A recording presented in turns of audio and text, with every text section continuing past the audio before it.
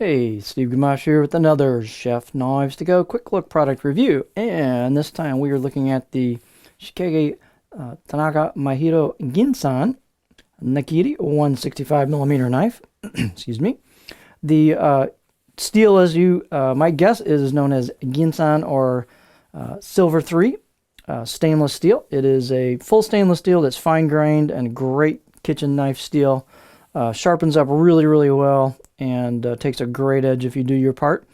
And this has 3-layer construction, so you've got a layer of soft stainless cladding over the top of that core steel. It's a little hard to tell the delineation line, but you can see it right in there. We get our camera to do its thing.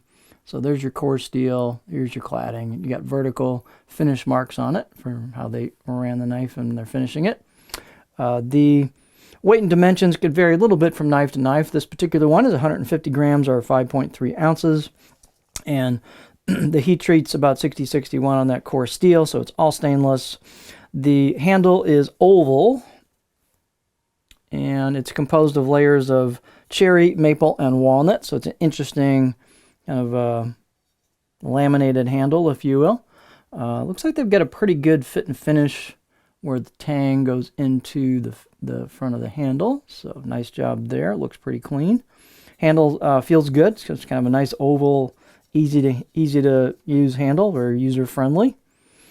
The handle's fairly light, so that brings the balance point forward a little bit. So here's the balance point. And a forward balance point, my pinch is a little behind that, is good on a Nakiri type blade because it gives you a little bit of a cutting power feel to it, so that's not a bad thing at all. In terms of other dimensions, the edge, usable edge from the back of the heel to where the curve starts towards the tip here is about 165 millimeters, 6.5 inches. Overall length's about 302 millimeters on the whole knife with handle. Spine, fairly thin blade, but it's got some stiffness to it. It's got about 2.65 is what I measured the spine thickness at the back. Halfway down, I got about 2.1, so it thins out. And then it pretty much just holds that all the way to the end of the front, maybe slightly less, maybe about 2.0 over here. Thins out just a little bit. Height-wise, at the back, it's about 49.5 millimeters tall, and in the middle, it's about 47.9, so it loses a little bit of height as you go down towards the front of the blade. The blade does have some kind of characteristics. It's not, you can see a little bit of hammered shaping to it. Nice fit and finish on it. You've got some etched kanji and name on the right side of the blade as you're holding it right there. And here's the left side of the blade. Fit and finish wise, they've done a nice job of relieving the corners of the spine and also the corners of the choil, so it's plenty usable out of the box.